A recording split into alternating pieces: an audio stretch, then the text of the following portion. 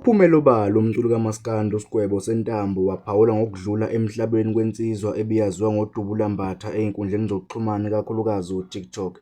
Lo mculo kaMaskandi uSgwebo sentambo uthi uDubula ube nabangani abarong ephinde ebe nabafowabo abarong abangakwazanga ukumbonisa nxa esephuma endleleni yokuphila kulo mhlaba. uSgwebo sentambo uveze lezi ndaba ngesikhathi ekhuluma laphana kwisithangami sekhasi lakhe egonuluka ethinta iy'ndaba zokudlula kwensizwa uDubula emhlabeni. Ngaleyo ukukhuluma kakhulu ey'ngane zakwethu ngicaphunele nje nansi inkulumo kaSgwebo ngesikhathi eveza lezi ndaba. Kanti-ke ngicela uma ukuthi uyavelela ikhasi, ngicela wenze okufanele ucofa u-subscribe, ulike bese uphinde uvele usukuphawula laphana ku-comment section. Cha bafowethu, ake ngibingelele. Mina igama lami nguSgwebo. Igama lami lomsebenzi ebese igama-ke engaliqanjwa abazali nguvele empini. Ngizalwa khona lapho kwaKhoza, ngwantombi elisibongo. Ekhaya kithi-ke kuseNkandla kodwa ngikhuleka khona lapho ubuka. Lapha-ke ngifundiswa khona nje inhlonipho nokuphila ngabantu. Ngicabanga ukuthi le nkulumo engizoyikhuluma kunabantu abazoyijaja ngendlela yabo. Kwamukelekile futhi lokho ukuthi umuntu ajaje ngendlela afisa ukujaja ngayo. Bakhona-ke abazothi ngithanda ukukhuluma noma ngithanda indaba noma ngifake entweni ongamele ngingene kuyona, noma ngilandela ukukhuluma. Inkulumo yami mayelana nokuhamba kwalensizwa kaMbatha ukuDubula. Ngibuhlungu kakhulu-ke ngokuhamba kwaloya mnewethu loya, noma kuwumfana nje omncane kimi, kodwa ngokuthi bekuyinsizwa engicade bibheke kubo inani ey'ngane, so-ke ngizothi umnewethu. Ngibuhlungu ngokuhamba kwaloya mfo kakhulu emoyeni kakhulu. Ngangokuthi kuthe mangingena iy'ndaba zokuthi akasekho emhlabeni, kushona ngendlela ahambe ngayo, ngizwe nje ngifikelwe ubuhlungu kakhulu. Ngabheka ukuthi kushuthi kuney'ngane manje ey'ngasenababa, kuney'ngane ey'ngaseze ukuyithola iy'mpahla kaKhisimuzi, kunomama manje ozobe egqoke iy'ngubo angeze ukukwazi ukuyishintsha ngokuthanda kwakhe kulo Khisimuzi ngoba ilanga lishisa kanje. Kunomuntu manje okumele ebe umfelokazi manje, obey'tshela uzobe ehleli mhlawumbe nomyeni wakhe ngoKhisimuzi kumnandi bekhiphe ney'ngane uma kuthi abantu abajwayele ukukhipha iy'ngane. Kodwa-ke lapha kwaMbatha akusenzekanga lokho. Isizathu-ke sami sokwenza le video esokuthi uDubula ube nebhadi kakhulu. uDubula ube nebhadi, ibhadi uDubula abe nalo ibhadi lokuba nabangani abanganalo iqiniso kuye.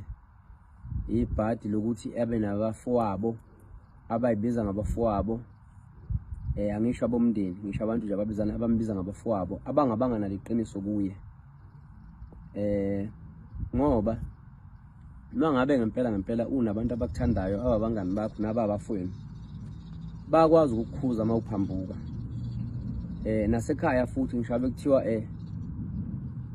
uyi-breadwinner, uwena owenza yonke into, kodwa uma ngabe unabantu abakuthandayo bayakwazi ukukubonisa bekukhuze futhi uma kunento oyenzayo e-wrong. Ngoba umuntu uma ngabe wenza into e-wrong ekuncoma ekubiza ngensizwa, kodwa nawe emzweni wakho leyo nto uyibona ukuthi wrong, uyazi futhi wrong, so engakuthandi lo muntu. Isikhathi esiningi-ke manje into eyenzakalayo kunale app ekhona okuthiwa uTikTok. Ngicabanga ukuthi leya app nomuntu owayivula wayenenhloso ethize ngaleya app, kodwa manje kwenzeka enye inhloso eyenziwa yithina abantu abamnyama ngokuthatha izinto ngewala. uDubula akasekho emhlabeni. Ziningi iy'nkulumo ey'vela ngokuhamba kaDubula. Ziningi iy'nkulumo ey'vela ngokuhamba kaDubula. Ey'nkulumeni ey'vela ngokuhamba kaDubula kunabantu abakhuluma manje engathi bayathi uDubula ubulawe ubani noma ubulawe ubani. Ukukhuluma ukuqondisa. Kunabantu abanento yokuthi uDubula ngoba nakho aphambana noMavava, uhambe mhlawumbe ngesandla sikaMavava. Mina uMavava ngiyamazi. Dala uMavava ngimazi. Sengiphilile futhi naye kakhulu. Angimphikeli. Kodwa nginesiqiniseko noma nginayo into ethi emzweni wami uMavava bengeke abulala uDubula. uDubula exolisile. uMavava uyaphila nabantu. Ukuthi abantu abazi uMavava manje nabe bezwe bekhulunywa ngoMavava bona bamjaja ngendlela yabo abayicabangela yona. Nanokuthi mangabe uzwa igameko zomuntu ebese uzenze ezakho ugcina usuba neshow yezinto ongazazi. Okungenzeka uDubula ubengalinyazwa abantu uMavava angabazi nabangamazi futhi uMavava. Ngoba abafowethu kunento kumele siyikhulume leyo ukuthi lento ya TikTok yokuthi umuntu athuke bonke abantu. Umuntu mayebhala kwi-comment umthuke ungamazi ungaze uhlangane naye. Bafowethu le nto izobaqeda abafowethu kakhulu. Izobaqeda abafowethu kakhulu le nto leyana. Okubhlungu kakhulu njengamanje abantu ababhizi abaveza igama likaMavava kule nkulumo ingane ezincane engamazi naMavava loyo egcina umbona emafonini. Ngishabe kuthiwa bafowethu uMavava ke niyamthanda. Awukwazi ukuthi umuntu umthande lithi umfake enkingeni ngokukhuluma kwakho. Uma ndisela izitha phe kwezitha nazo ongazazi. Uyabo? Okungenzeka futhi ukuthi kunabantu abangazwani noMavava abathola ithuba lokumcindezela ngokwenza lento. Lento fa sibhenga amehlo onke.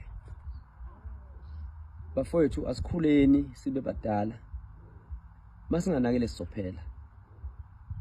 Okubhlungu kakhulu into edathi ngikhulume ngalento ukuthi ukukhuluma okuningi ebekuye kuvele ngoDubula nabafethu aphila nabo bekuthi bakhulunywa bebengahlali bengaliveza igama labaculi bakaMaskandi. Yiyo ke lento edathi ke ngiveze ukukhuluma mina njengomculi ngoba umculo okudala wawenzela ukuthi umculi ukwazi ukukhuza izimpi endaweni, ukwazi ukududuza abalahlekelwe, ukwazi futhi ukuncoma kwabenza kahle. Kodwa njengamanje